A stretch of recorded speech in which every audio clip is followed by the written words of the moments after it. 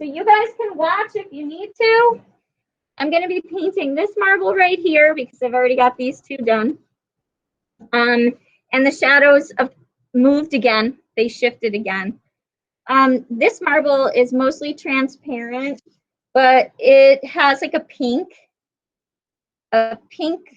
sheen to it. So I'm going to be taking the same colors that I was using for the background, which was Napsol Red Light. I've got white on my palette already, but the pink in this is very dull, almost like a brown in a way. So I'm going to put some burnt sienna, because burnt sienna is my more red brown.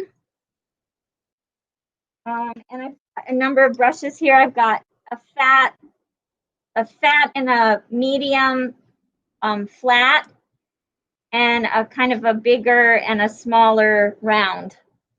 So I don't know if you can see that. I'll put it in the light so you can see that. And I'm going to need probably a little bit of yellow. I'm going to use Naples yellow because there's no real bright yellow in this, and there is actually a little reflection of green. So I'm going to put some of my cobalt blue. Got quite a palette going here. And the phthalocyanine green. It's always good to just have a lot of colors out so that you can just kind of start grabbing them. And like I usually have you mix with the palette knife, but you might end up switching to the brush. So I'm just gonna kind of make this brown because that's what I'm seeing right now. I'm gonna put a little white into my burnt sienna. Mix it up. And it needs a little red to warm it up more. It's almost like a mauve-y color. And this is fairly light, actually, which I can see sort of on the side of this marble. So I'm going to put a little water. You can always use water to mix into your paint because it's a little bit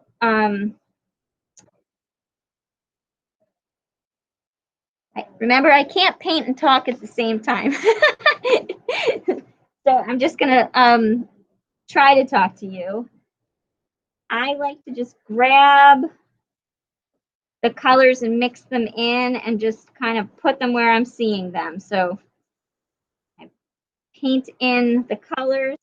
These colors are all reflected in from the background, which is the Napsol red with a little yellow in it and a little white. So that's going to go back into my marble in the places that I see it. And this is meant to be a little bit more of an expressive painting. So don't feel like it has to be really like perfect as far as like where you're placing things. You can blend with this painting. It's not like the other one where it's a hard edge painting. So I don't know if you can hear me, but keeping the marble round is really important too. So you want to kind of try to hold on to that round integrity. Otherwise, it's not going to look realistic. You could do a great job painting it, but if it's not round, it's not going to look good.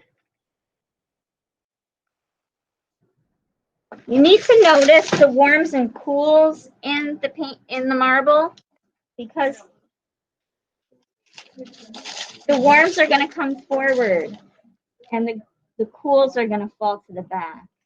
But really, you should just be looking at what you see in front of you. So there's like a little yellowy spot right here, a yellowy green spot right here in the, that's too bright. So I'm going to go lighter. And I'll have to dull it down a little bit. So I'll put a tiny bit of red in because remember, red is the opposite of green. There, that's a little lighter. Still not yellowy enough.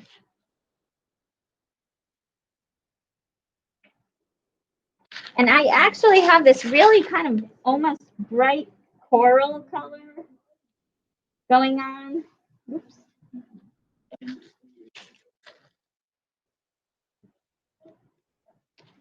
And I have to lighten that corally color, but I want it to look bright.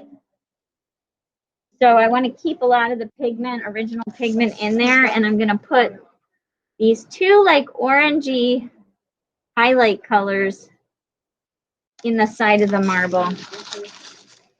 And then I have to make a dark. So I'm going to try the cobalt and the burnt sienna, and if that's not dark enough, then I will use another blue and another brown. But I'm going to get some of that dark down in through here.